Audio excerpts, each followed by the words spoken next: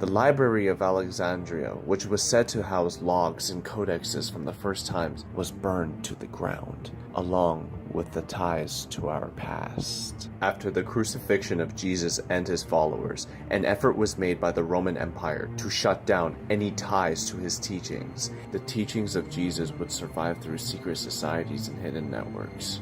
Any symbol regarding sacred geometry would be associated with devil worship, as a form of propaganda to psychologically manipulate the masses into believing that what was being done was a good thing in the name of God. And, after about a century, the Gnostics formulated.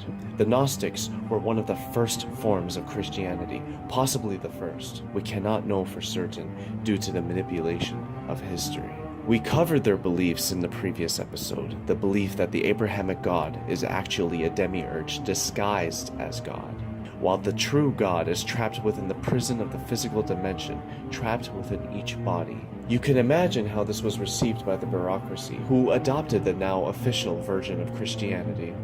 The Roman Empire collapsed, and the Byzantine Empire took its place, aka the Eastern Roman Empire. All Gnostics were accused of heresy. They were labeled as devil worshippers, pagans, and blasphemers. All of their documents and knowledge was burned in the fires. They were publicly executed. For hundreds of years onward, the Roman Catholic Church controlled Rome with an iron fist. They ensured that the masses were uneducated. Anyone caught reading the Bible would be burned to the cross. In fact, anyone who was not an authoritative person who was caught reading in general would be executed. This period of history was known as the Dark Age. 800 years after the death of Jesus, a new group called the Cathars formulated. They were reviving the Gnostic belief systems. Again, I want to emphasize, the Roman Catholic Church could not afford anyone questioning their authority, so they would torture and kill anyone who dared to question them. Giordano Bruno, for instance, was a man who questioned their authority. He questioned their Bible and their God. He had a revelation that the sun was just a star, one out of billions, and that each star had planets with life. He would go on to preach about his revelations. But guess what? This was a time where the Roman Catholic Church pressed the idea that the earth was flat and the sun and the moon revolved around the earth, and that humanity was the center of existence, a logical perspective for a simple-minded, uneducated, and illiterate human being.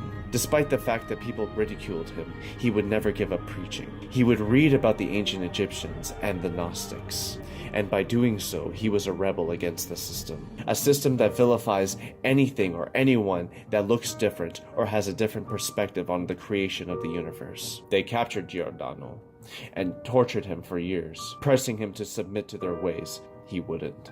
And for that, he was burned alive. Burned alive for questioning the system. It became clear for some that the empire was not serving the best interests of the people. It was serving the best interests for those in power, those heavily invested in the suppression of knowledge and information. So, the conquests and expansions ensued. The objective for certain crusaders were to find and eliminate any ties to the truth about the nature of reality. The only other center of knowledge left in the Eastern world was located in Baghdad, Iraq, which got incidentally ransacked by the Mongolians during this period. Acts such as these forced secret societies to form in order to preserve the knowledge of the ancients.